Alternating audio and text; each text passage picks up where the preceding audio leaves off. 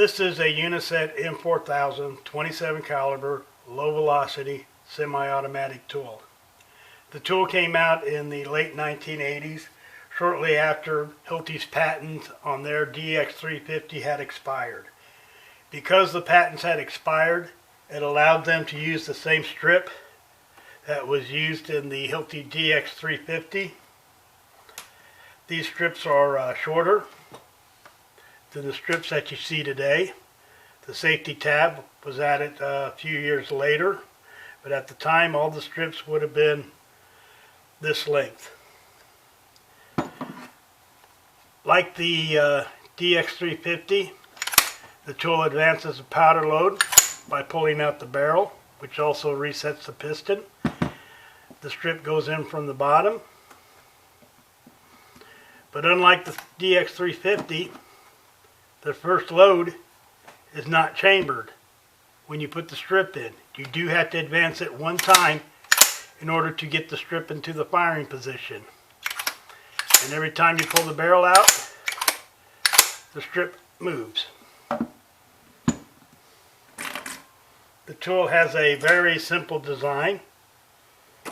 It is a one-piece barrel instead of the base plate barrel shear clip of the DX350. Servicing the barrel, you would take out the reset pin and spring, very similar to many 22 caliber low velocity tools. And there's the barrel. The nose piece has a shroud on it. And nylon buffer. In this case, the nylon buffer is flush with the nose piece, and that may have extended the life of the buffer. I don't have enough experience with the tool to know. The piston, very simple design, has a spiral locked ring, which gives it two gaps actually that you want to keep away from the open slot. Spiral locked rings seem to hold the compression better, but they were more likely to get caught in this groove and be damaged. They wore out sooner.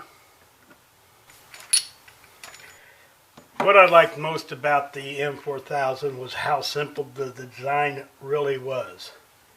I don't usually take the back of the tool apart, but I am going to do it in this case,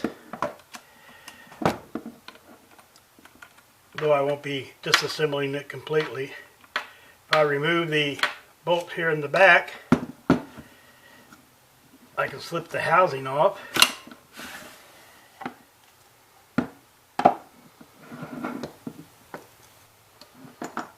If we remove the snap ring back here,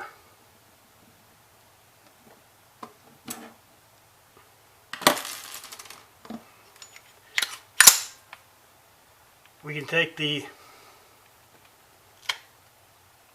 I thought it would be the firing mechanism out. And I believe this could be purchased as separate parts or as a complete unit. And that's pretty much the disassembly of the tool. A really neat feature of the tool is the sear lever right here. It's got a little pin spring-loaded that pivots for safety reasons, which replace the whole mechanism, except for there's a spring in the handle of the handle pad for the Hilti DX350. The advanced lever, as I said earlier, the patents had expired. It allowed them to use a very similar advanced lever and a strip lock that has bearings in it. Another nice feature of the tool is that it has a very low recoil. It doesn't kick much at all. It is well balanced, but it's kind of awkward in your hand because of this very thick trigger guard. Makes it hard to wrap your finger around the trigger sometimes. As I said earlier, the tool was introduced in the late 80s. I believe 1988 was the correct year, but I could be off on that. I left Uniset shortly after that, so I don't know much about the service life of the tool. I believe it was sold until about 93 or 94. Uniset had already picked up a copy of the DX350, a clone tool, which they called the XL300, and they just opted to sell that tool instead of the M4000.